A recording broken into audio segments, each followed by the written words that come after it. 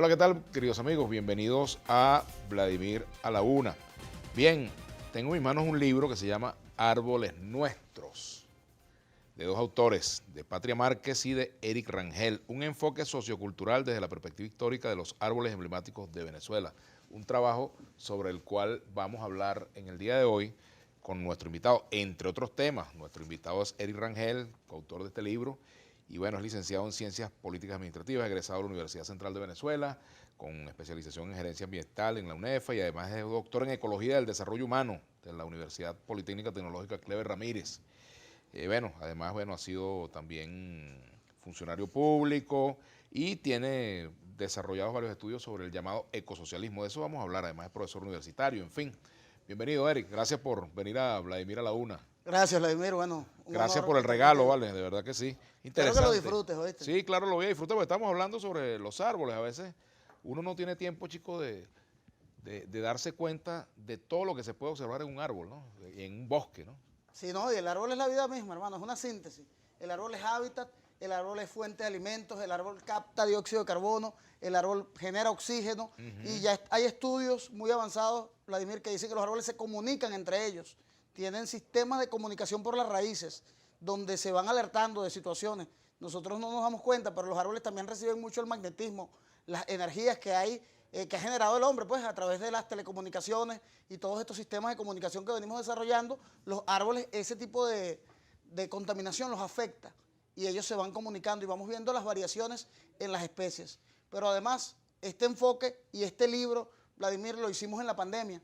En medio de la cuarentena nos unimos, la compañera Patria Márquez, historiadora, una joven también de la Universidad Central de Venezuela, y yo y otro equipo también de colaboradores, porque no quisimos colocar fotos, sino más bien hacer ilustraciones. Y nos ayudaron unas arquitectas maravillosas con unas ilustraciones de cada uno de los árboles emblemáticos de nuestra patria. Cada estado de Venezuela, así como Venezuela tiene el araguaney, cada estado tiene un árbol emblemático, que no significa que sea endémico solo de ese lugar, sino que es el árbol que lo identifica, como el samán en Aragua, el merecure en Apure, el cereipo, está también el semeruco en Lara, el cocotero en Zulia, y así tú vas a ir recorriendo el país. Este libro, tú lo tienes en esta versión impresa, que hicimos unos pocos, pero lo hicimos en versión digital, y la versión digital está disponible para todos los venezolanos y venezolanas en la página web del CENAL, del Centro Nacional del Libro.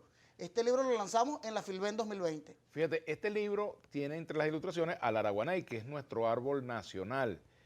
Y me gustaría saber, si tú lo has investigado, ¿por qué y quién decidió, cuándo se decidió que el araguaney es el árbol nacional, ¿no? Sí, en el año 1945, a principio, cuando estábamos constituyéndonos como Estado nuevamente, vivimos un siglo XIX bien convulso, sí. Y principios del siglo XX fue ese momento de designar los símbolos naturales de Venezuela. Y se decidió que la orquídea fuese la flor nacional, el turpial, el ave nacional, y el araguaney, el árbol nacional.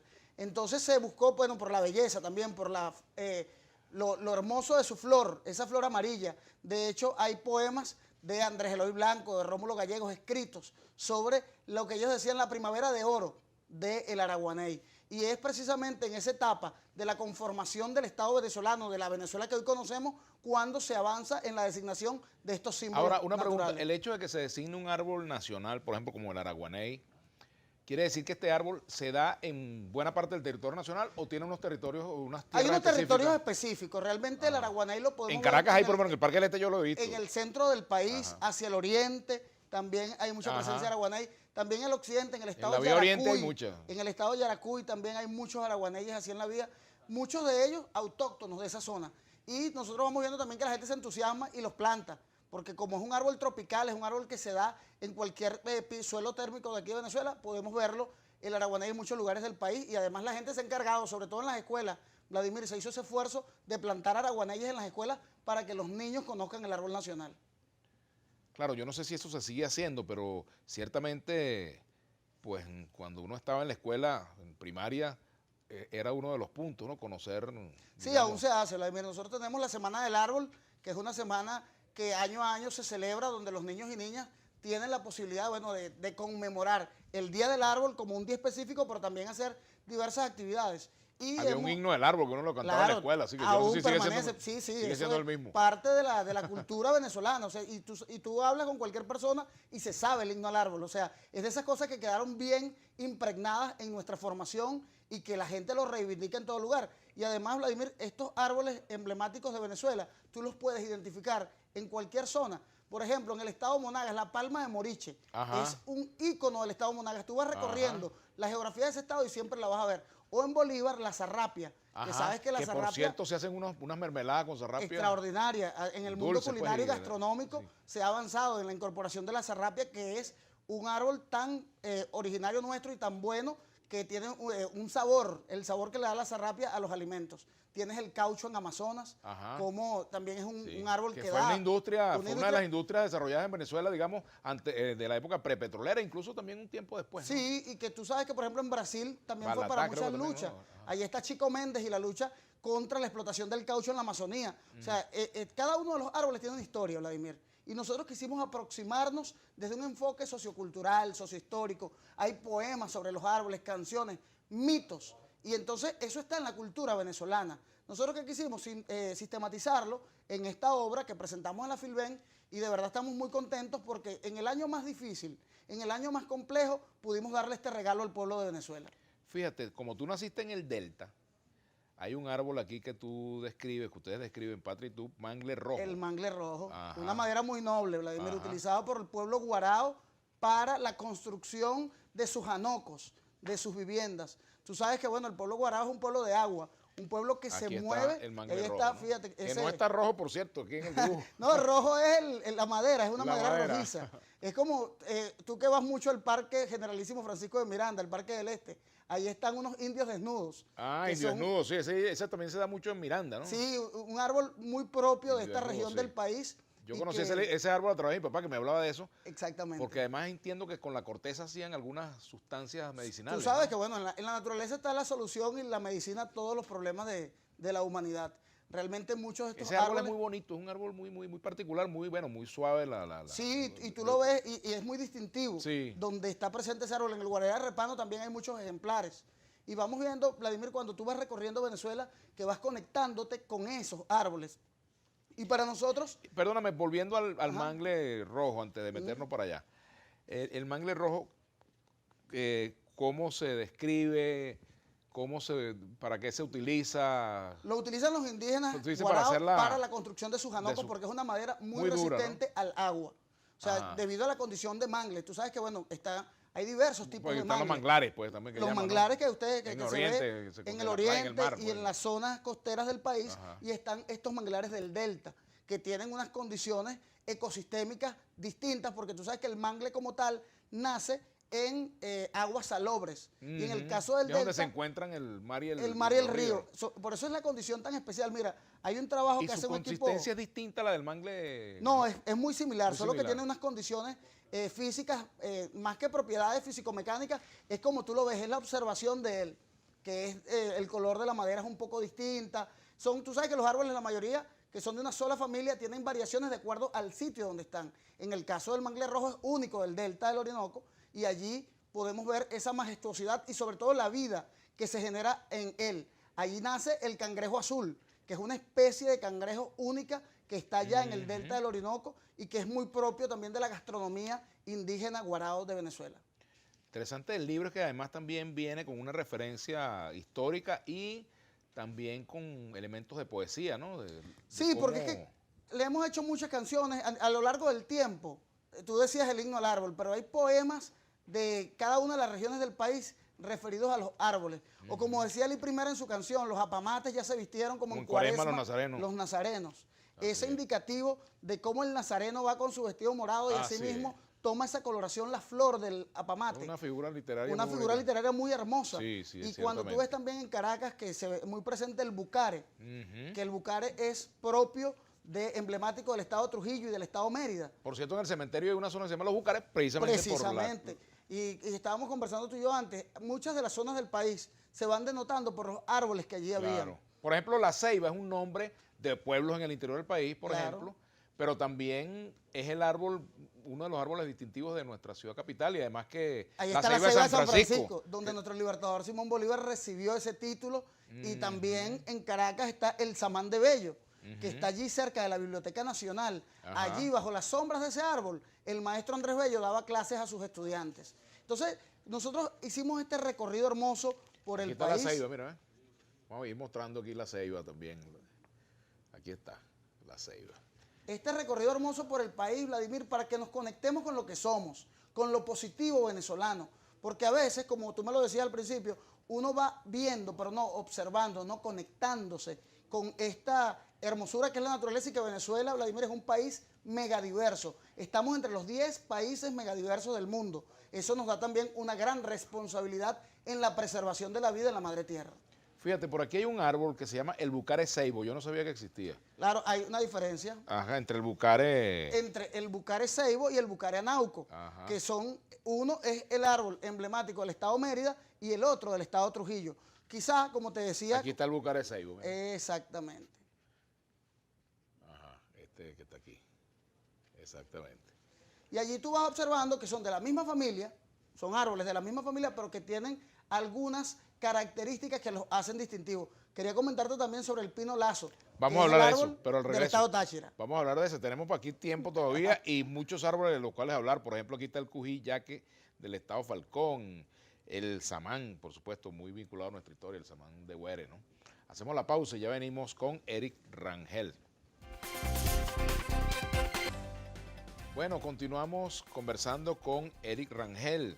Precisamente, bueno, no solo de su árbol, de su árbol, no, de su libro sobre los árboles, que escribió junto a Patria Márquez, sino vamos a hablar de otros temas también ambientales, pero como nos detuvimos al principio en el libro, pues me parece que es interesante. Tú querías decir algo sobre... El pino lazo del el estado pino Táchira, lazo, ajá. que tú sabes que en Venezuela tenemos el bosque de pino, o la plantación de pino más grande del mundo, que es Uberito, que fue una plantación de En pino Monaga, ¿no caribe, fue? que son parte del estado Anzoátegui, el estado Monagas. Sí. Y esa plantación, bueno, nos llena de mucho orgullo, es icónica a nivel mundial, pero tenemos un pino nativo, que es el hoyo, que es el árbol emblemático del estado Táchira. Aquí dice, en Venezuela se pueden desarrollar en los bosques nublados de las cordilleras de los Andes y de la costa, así como en los cerros de Guayana y del estado Amazonas. Se reporta también en los estados Lara, Mérida, Táchira, Trujillo y Zulia.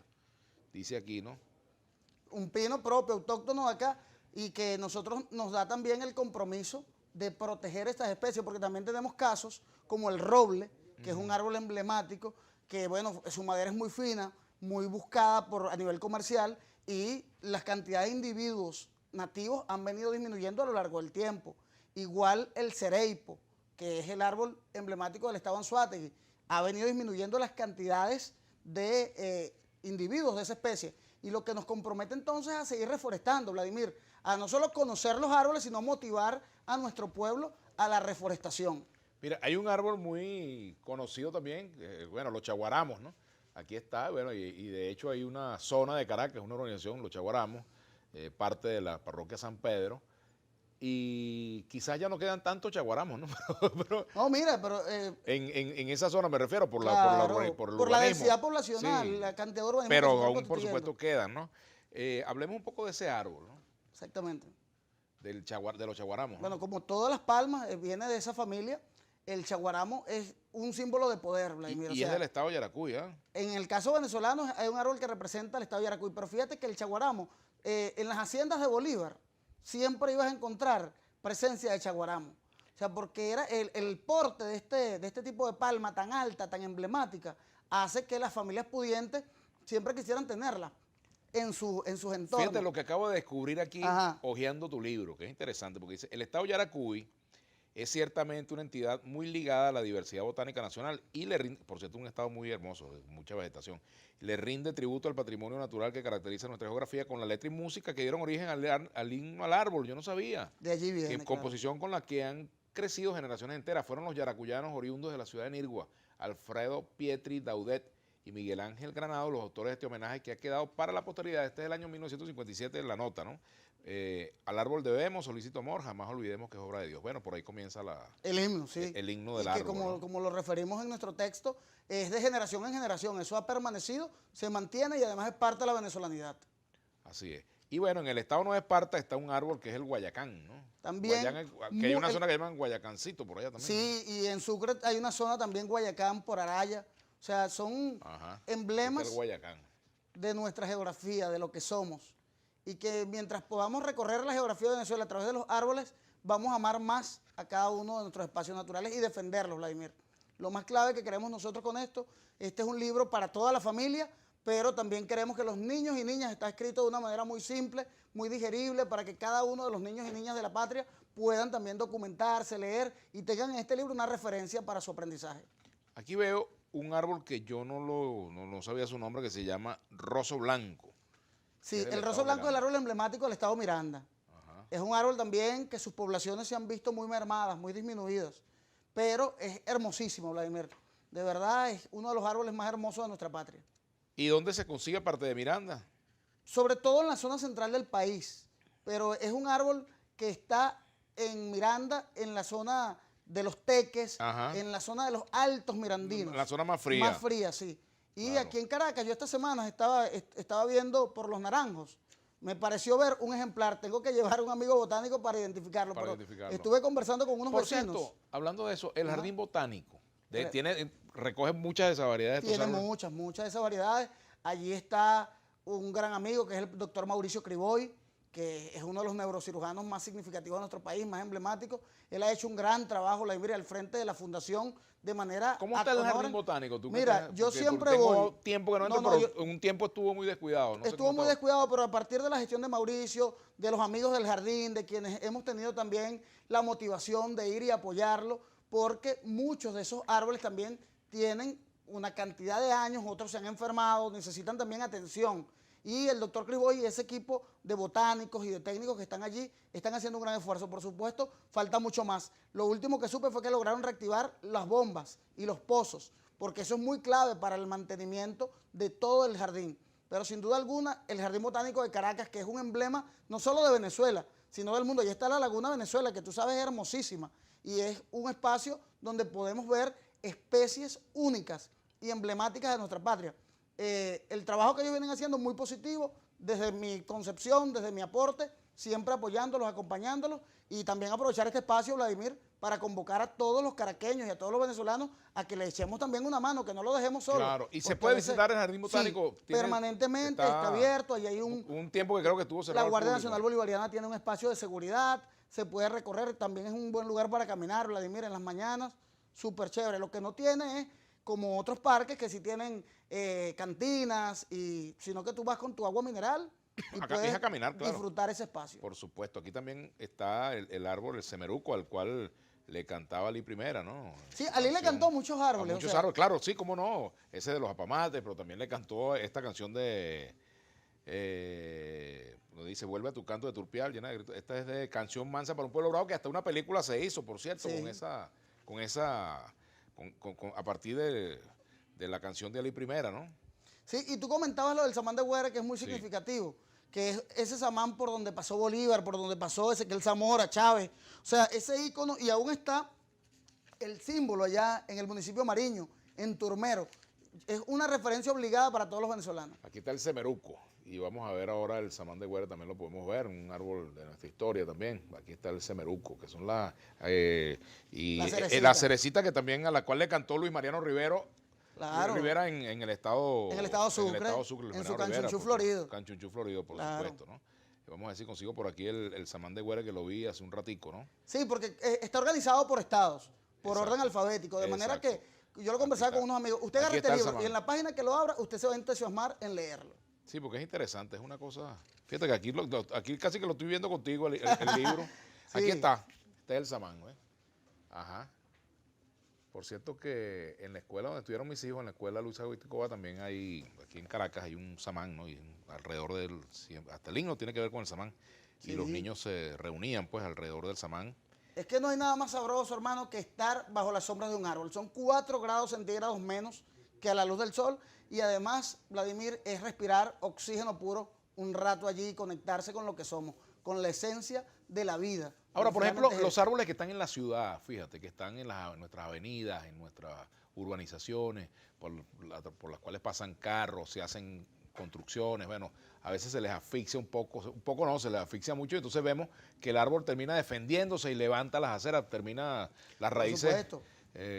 recuperando su espacio natural, ¿no? No, y también, Vladimir, que a veces se plantan árboles no adecuados para la infraestructura urbana. O sea, por ejemplo, un araguaney es un árbol de raíces profundas. Él no va a levantar nunca las aceras, pero un mango sí levanta las aceras. Sí. Por cómo se desplazan, cómo se disponen sus raíces. Entonces, también es importante que las comunidades, que las autoridades locales, los urbanistas siempre consideren el tipo de árbol para el espacio que se tiene.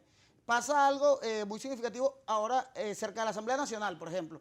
Entre la Asamblea Nacional y la Alcaldía de Caracas. Ahí está creciendo una ceiba. Ajá. Tiene como 25 años o 30 años. Lo estuve conversando hace poco con la alcaldesa Erika Farías. Esa ceiba ya está limitada por esa... ¿Y esa ceiba no se puede trasladar de allí? No se puede trasladar. Allí lo que hay que hacer es una modificación y ahí hay que ver con patrimonio, porque eso es el Instituto de Patrimonio de las jardineras. Pero esa ceiba va a ir tomando cada vez más espacio. En 50 años, bueno, quién sabe. Sí, quién sabe. O sea, el crecimiento de ella... En 50 años tiene su curul en la asamblea. Ya está allí.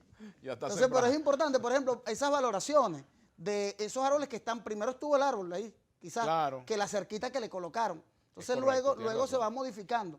Pero es importante siempre que nosotros trabajemos en función del hábitat, de encontrarnos no solamente como nosotros, como apropiarnos del espacio, sino cómo nos integramos con todas las especies que están ¿Cuántos alrededor? Profesionales de la botánica habrá en Venezuela, por ejemplo? Mira, hay una sociedad botánica de Venezuela. Yo tengo grandes amistades allí, pero así cuantificarte no lo sé. Digo, pero sí habrá la cantidad suficiente como para atender, porque por ejemplo los árboles se enferman, ¿verdad? Sí, bueno, allí pueden ser especialistas fitosanitarios.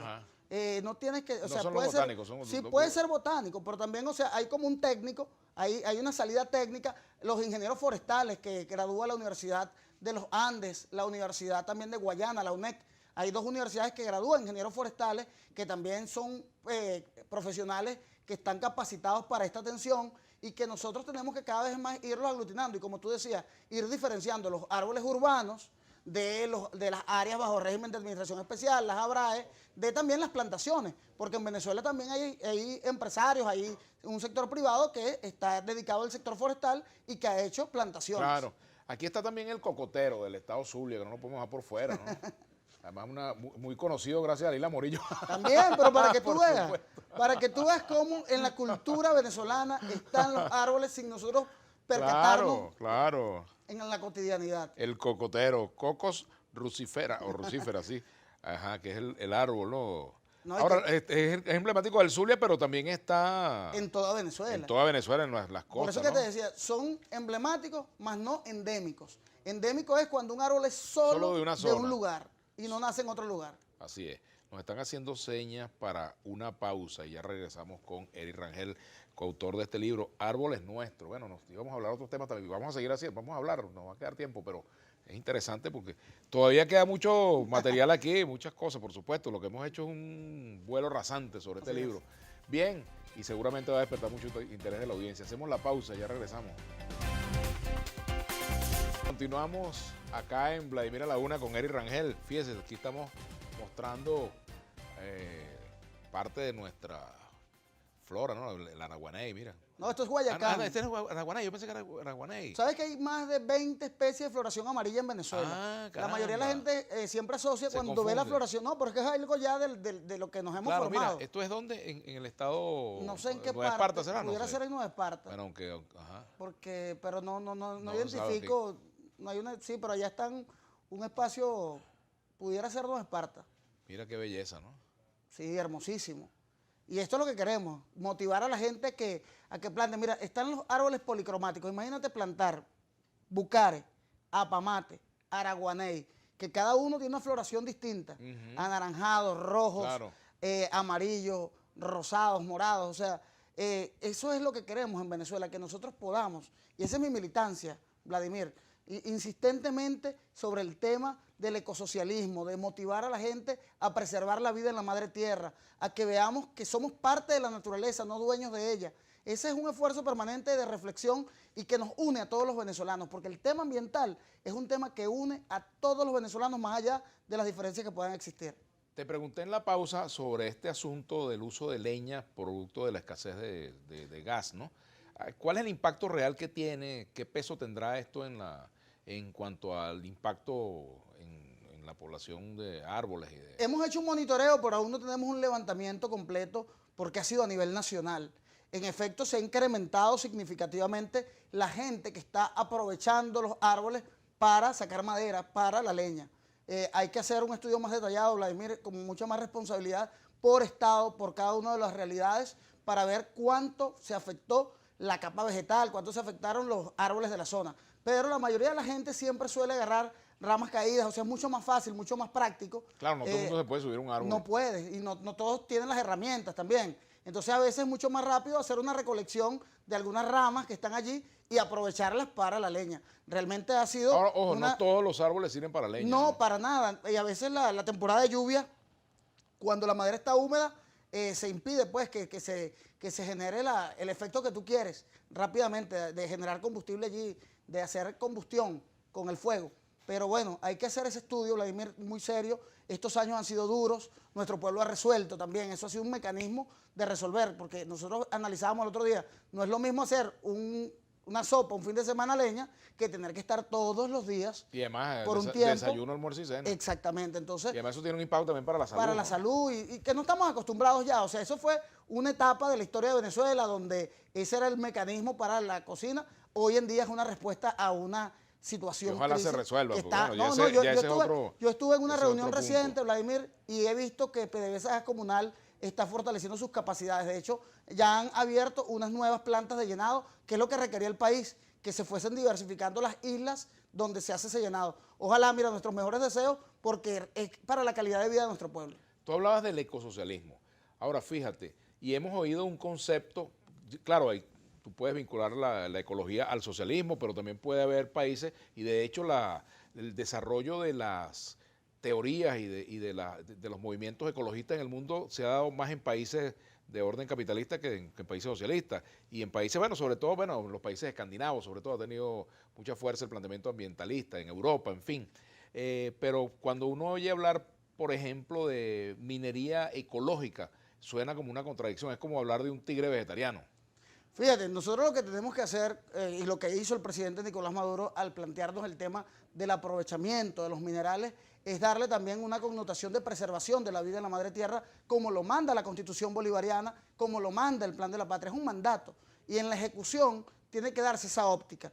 Nosotros hemos visto cómo cuando se hace el arco minero del Orinoco, cuando se delimita el territorio para el aprovechamiento de recursos minerales, también se toman iniciativas como la creación del Parque Nacional Caura, que es el parque nacional de selva tropical más grande del mundo. Son más de 7 millones de hectáreas, el tamaño de Costa Rica.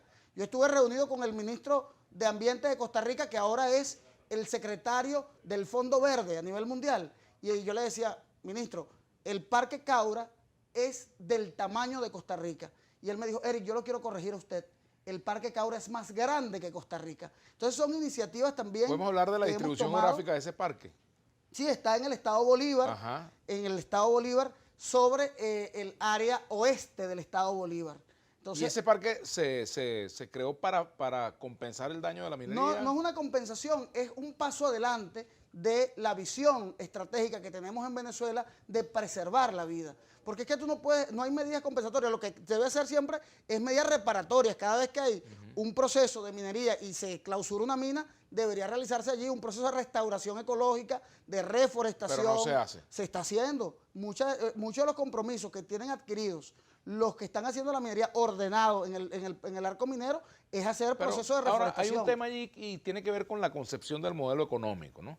Aquí la promesa básica, desde hace muchos años, bueno, yo les recuerdo que estamos en la causa R y era uno de los puntos preferidos del desaparecido Ali Rodríguez Araque, era el paso, y él siempre lo explicaba, el paso del modelo rentista al modelo productivo.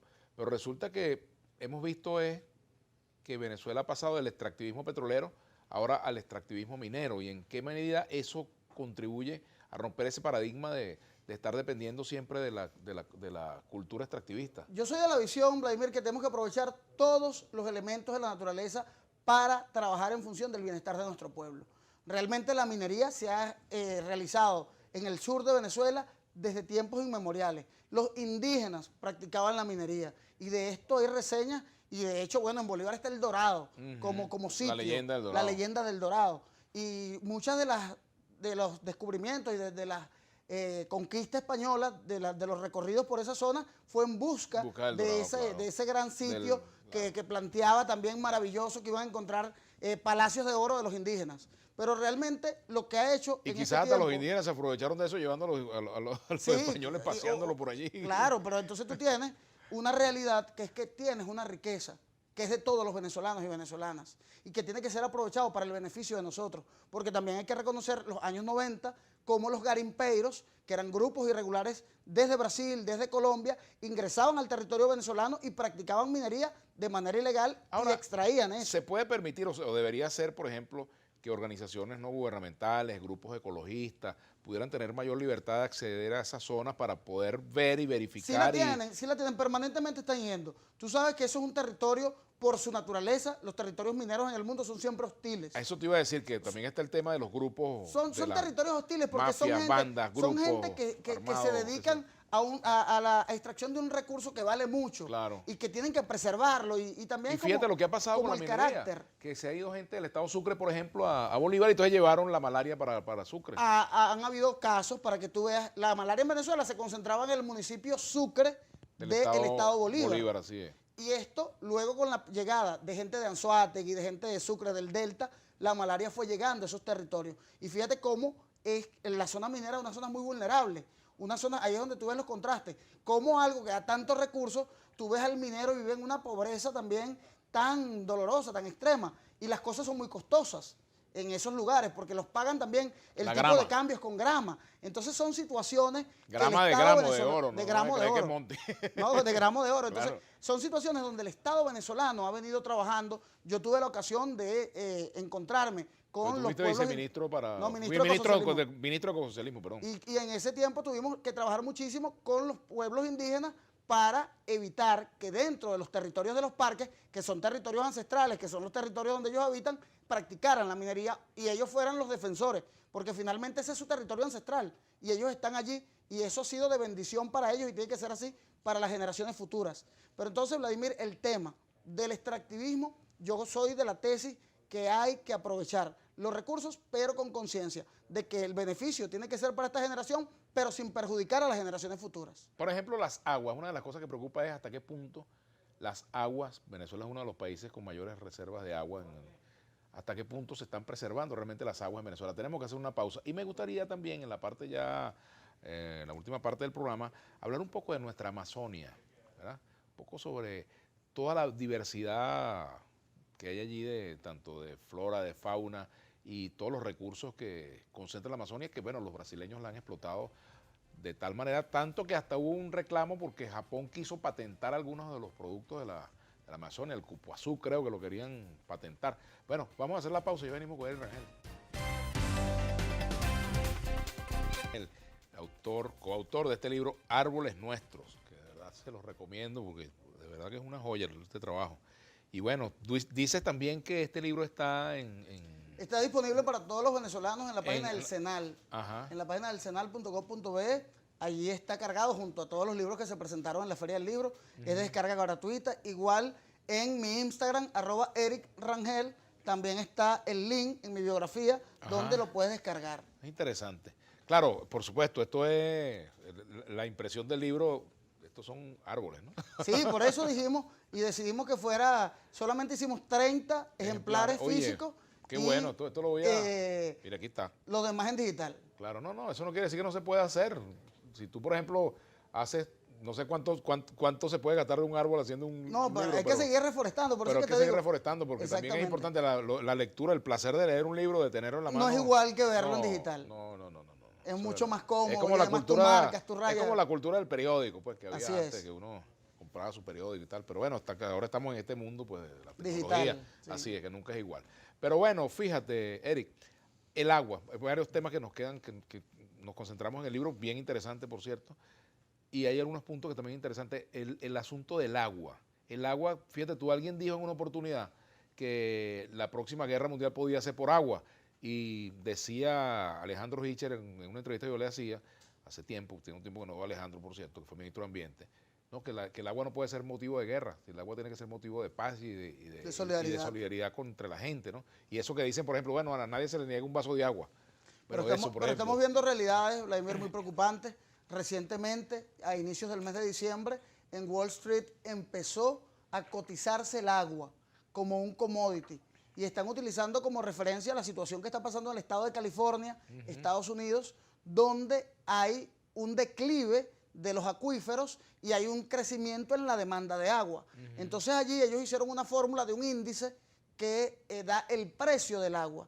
¿Qué nos preocupa de todo esto? Bueno, Estados Unidos y China son los dos principales consumidores de agua del mundo. Bebedores de agua, sí, consumidores de agua. Pero además tenemos más de 2.000 millones de personas en el mundo que tienen problemas de acceso al agua, de la calidad del agua, y esta situación de ponerle precio, de valorarla como un elemento más del mercado y no como un elemento de la vida, un bien común de la humanidad, pone de manifiesto una situación de vulnerabilidad de la humanidad. Tú lo decías, nosotros en Venezuela tenemos uno de los acuíferos más grandes del planeta, somos parte. Y lo estamos cuidando debidamente, Eric. Estamos haciendo todos esos esfuerzos, Vladimir, sobre todo en las cuencas. En las cabeceras de las cuencas es donde, en las cuencas altas, es donde tenemos que hacer mucho más esfuerzo con la reforestación, Vladimir, para garantizar la protección de todos nuestros Ahora, fíjate, es una paradoja que un país con tantas reservas de agua tenga problemas de distribución del agua. Problemas con el servicio, sí, algunas dificultades debido a temas, uno, de mantenimiento, a temas también del bloqueo, los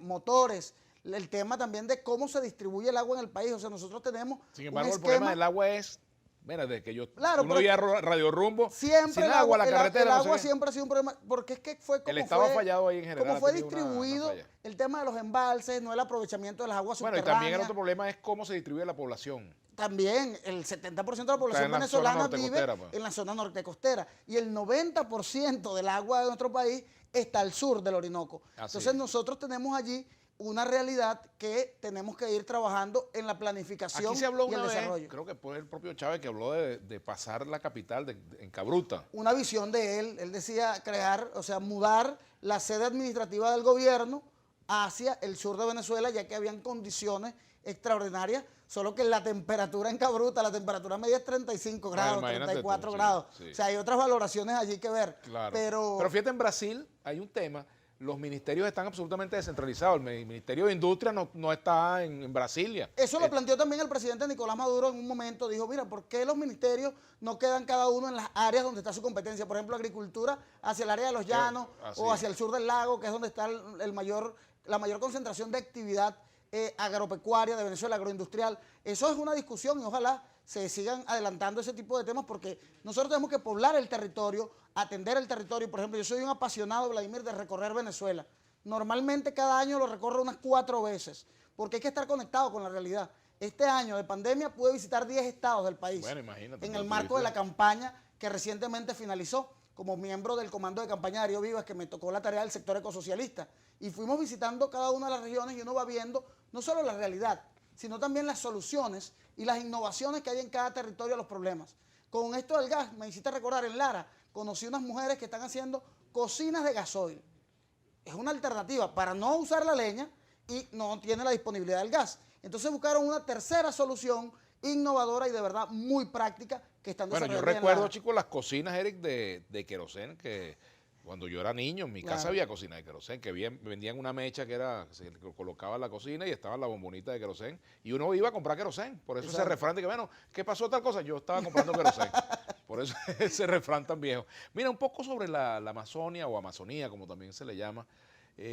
Nosotros no tenemos acá en Venezuela conocimiento acerca de nuestra región amazónica, por ejemplo en Caracas en general. El venezolano no conoce, por ejemplo, buena parte de las frutas que se producen allá, de todas las costumbres gastronómicas, por ejemplo, es muy poco conocido eso.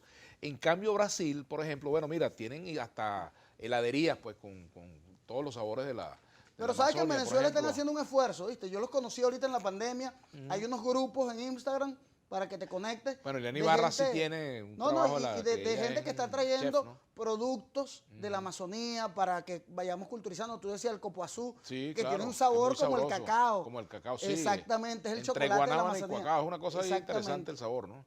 y también las cataras que hay en Ajá, Amazonas. La catara chichihuache, La que catara. llaman, sí. Entonces hay algunos sabores en la gastronomía que se han venido incorporando y que hay un grupo de jóvenes, sobre todo chefs jóvenes, cocineros Sí. jóvenes, que han venido incorporando en Caracas Sí. esa gastronomía. Todavía es muy limitado, muy pequeño, pero... Sí, muy incipiente, muy pero incipiente. hay que promocionarlo. Mira, Venezuela es un país maravilloso. Ahora, pero por Vladimir. ejemplo, fíjate lo siguiente, el caso de Amazonas, la vialidad hacia allá no está muy bien, Bueno, pero las realmente- rutas aéreas, por ejemplo, Realmente, hay bueno, muchas con cosas por- Viasa tenía una ruta aérea una vez hacia a la Puerto semana creo que Ayacucho, sí, tenía. una frecuencia. Pero también, bueno, te vas por Apure. O sea, realmente la vía más directa Sí. para llegar al estado Amazonas es Claro. salir de Caracas, agarrar la regional del centro, agarras por Guárico, llegas a San Fernando de Así Apure y es. allí sigues por San Juan de Payara hasta que llegues a el Te donde tienes que está la llevar barra. varios tanques de gasolina. Porque la Varios cosa no está bidones, fácil. sí. Tienes que ir preparado también. Pero realmente, ojalá podamos ir un día, hermano. El alcalde de Río Negro, de San Carlos de Río Negro, es un muchacho de la juventud. Se llama Gerson. Él es muy activo en Facebook, en las redes sociales, mostrando lo que están haciendo al sur Bueno, de tú Venezuela. sabes que mi papá estuvo confinado en Maroa, en la época de la dictadura de Pérez Jiménez. Claro. Cuando Pérez Jiménez estuvo en Maroa, y todavía para llegar a Maroa todavía hay que hacer lo mismo que se hacía en el año, me imagino. Claro, en pero esos es que años, también o por agua es o por agua, aire, la mayoría, o por sí. aire. Esas son como las dos vías más expeditas, además, pero es que es la frondosidad y la exuberancia de esa vegetación, Vladimir. Es uno de los lugares más extraordinarios del mundo, sin duda alguna. Hay un... Que por cierto hay un tratado que está en Brasil, Ajá. que era el Tratado de Cooperación Amazónica. Cuando yo era embajador en Brasil, yo asistía a las reuniones de ese tratado, precisamente donde se abordaba junto a los países miembros, que Venezuela es parte del de los tratado, 9 países, por supuesto, claro. que son parte de los... del Sí, Tratado de ahí ha Cooperación habido mucho Amazónica, bloqueo. ¿no? Recientemente la actitud de la Cancillería brasileña ha sido de bloqueo hacia todo lo que tenga que ver con Venezuela. Pero nosotros reivindicamos todos esos tratados porque tenemos como principio constitucional y principio revolucionario la preservación de la Amazonía.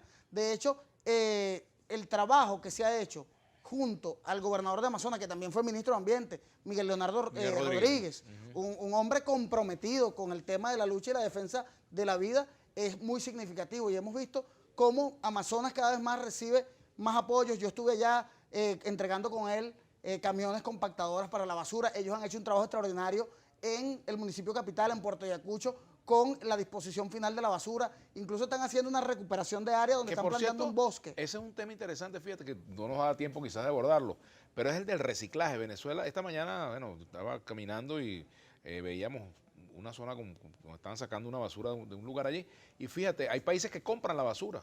Sí, En nosotros, Japón, pero, por pero ejemplo, nosotros ¿no? hemos visto experiencias aquí en Venezuela muy positivas.